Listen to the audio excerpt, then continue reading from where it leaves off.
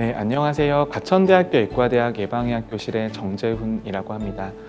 저는 주로 감염병에 대한 데이터 연구를 전공으로 하고 있고요. 현재 국무총리 방역특별보좌관으로 활동하고 있고 일상회복지원위원회의 방역의료분과위원으로도 활동하고 있습니다. 전문가들 그리고 당국에서 청소년 접종에 대해서 권고하는 것들이 2달이나 3달 전만 해도 권고는 하지만 조금 신중한 입장이었습니다. 하지만 지금 상황에 있어서는 반드시 접종을 하셔야 된다라고 생각을 하고요. 그 이유는 몇 가지가 있습니다만 첫 번째로는 우리나라에서도 백신 접종의 안전성과 효과성을 증명할 데이터가 충분히 나오고 있다는 점이고요. 그리고 우리나라에서는 고등학교 3학년에 대한 접종이 거의 완료 단계에 접어들면서 고등학교 3학년에 대한 이상 반응에 대한 데이터, 그리고 감염 예방 효과에 대한 데이터들이 나와 있습니다. 그리고 두 번째로는 단계적 일상회복이 시작이 되면서 유행 상황들이 점점 더 심각해지고 있고요. 지금 장기적인 예측 결과로는 전체 청소년 중에서 거의 40% 정도가 감염될 가능성이 있다라는 결과들이 나오고 있습니다. 그렇다면 감염으로 얻을 수 있는 합병증과 중환자와 사망자가 될 가능성이 점점 더 높아지고 있다라고 볼 수 있고요. 그런 측면에서 철저하게 청소년의 건강의 관점에서 접종을 하는 것이 개인의 관점에서도 건강상의 이득이 있다라는 것이 명백해지고 있기 때문에 반드시 접종을 하시는 것을 권고를 드리고 있습니다. 백신의 예방 효과라고 하는 것이 딱 떨어지게 몇 %라고 말씀드리기가 어려운 측면이 있습니다. 첫 번째로는 접종하고 나서 시간이 경과하면 효과가 감소할 수도 있고, 새로운 변이 바이러스가 등장할 경우에는 효과가 떨어지는 것처럼 보일 수가 있습니다. 하지만 백신의 효과라고 하는 것이 감염 예방 효과도 있고 중환자와 사망을 막아주는 효과 2가지가 있는데요. 감염 예방 효과는 시간에 따라서 변하거나 변이 바이러스가 등장하면서 조금 더 많이 떨어질 수 있습니다만, 중환자와 사망자가 되는 것을 막아주는 효과는 상대적으로 안정적으로 유지가 되고 있고요. 그리고 우리나라에서 고등학교 3학년과 고등학교 1학년, 2학년의 감염률을 비교하게 되면 고등학교 3학년의 감염률이 낮은 상태이거든요. 그렇다면 감염 예방 효과에 있어서는 거의 80% 이상의 효과를 보이고 있다라고 볼 수 있습니다. 네, 외국에서도 소아청소년 접종 그리고 청소년 접종은 매우 빈번하게 이루어지고 있고 대상 연령들이 내려가고 있습니다. 그런데 임상시험 결과를 보고 아니면 실제 접종 데이터를 보더라도 성인 접종과의 결과 차이는 없는 것으로 보이고요. 감염 예방 효과에 있어서도 최소한 mRNA 백신 같은 경우에는 델타 변이가 등장해도 70에서 80% 정도의 효과가 보장이 되고 있고요. 하지만 시간이 지나면서 감염 예방 효과가 감소할 수 있기 때문에 청소년 접종에 대해서도 추가 접종이 필요할 수는 있겠습니다. 일단 청소년 같은 경우에는 성인과 동일한 용량의 백신을 접종한 것으로 되어 있고요.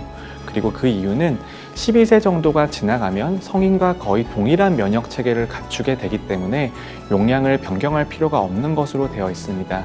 그리고 동일한 용량으로 접종을 해도 이상 반응이나 여러 가지 안전성에 대한 데이터가 확보가 충분히 되어 있기 때문에 동일한 용량을 접종하는 것을 우리나라에서는 원칙으로 하고 있습니다. 네, 성인 접종과 청소년의 접종이 큰 차이가 나진 않습니다. 접종 과정에서 가장 우려가 되는 것은 아나필락시스라고 하는 몸 외부의 물질이 몸 안으로 들어갔을 때 생길 수 있는 급성 이상 반응이 발생할 수 있고요. 그렇기 때문에 접종하고 나서 꼭 30분 정도는 의료기관에서 머무르시면서 아나필락시스가 생기는지 관찰하는 시간을 가지게 되고, 그리고 30분이 지날 경우에는 아나필락시스가 거의 발생하지 않는 것으로 되어 있습니다. 그리고 접종하고 나서 최대 4일 정도까지는 우리가 경증 이상 반응이라고 부르는 발열이나 근육통, 두통 같은 것들이 발생할 수 있습니다. 그럴 경우에는 진통제를 복용을 하시면서 증상을 적극적으로 조절하시는 것이 도움이 될 수 있고요.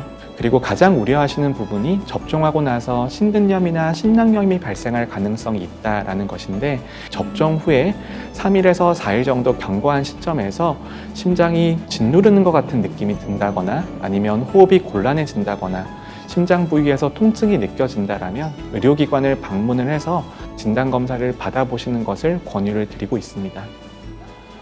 저는 기저질환이 있는 청소년은 접종을 해야 되는 대상이라고 생각을 하고요. 국내에서 이상 반응에 대한 커뮤니케이션을 하는 과정에서 마치 기저질환이 있는 분들은 접종을 하면 위험할 수 있다라는 인식이 가져지는 것으로 보이는데요. 절대 그렇지 않습니다. 기저질환이 있는 분 같은 경우에는 코로나19에 감염되었을 때 사망과 중증화의 위험성이 매우 높아지고, 국내에서도 소아청소년의 사망 사례의 대부분은 기저질환이 있는 분들이었거든요. 예방접종 후에 이상 반응에 대한 모니터링을 반드시 하셔야 되고요. 그리고 이상 반응이라고 하는 것이 접종한 당일에 나타나는 것들도 있고 접종 후에 며칠이나 몇 주 뒤에 나타나는 것이 있기 때문에 접종 후에 건강상의 문제가 있으시다면 의료기관에 방문해서 진단검사를 받아보시는 것을 추천을 드리고요. 그리고 또 하나 꼭 강조드리고 싶은 것은 백신이라고 하는 것이 감염 예방과 중증화 예방에 있어서 매우 좋은 효과를 보이지만 그 효과가 100%는 아니라는 측면이 있습니다. 그렇기 때문에 접종하고 나서도 마스크 착용이나 손 씻기, 사회적 거리두기 같은 기초방역 수칙은 반드시 준수를 해주셔야 됩니다. 저는 코로나19라고 하는 것이 재난 상황이라고 생각을 하고요.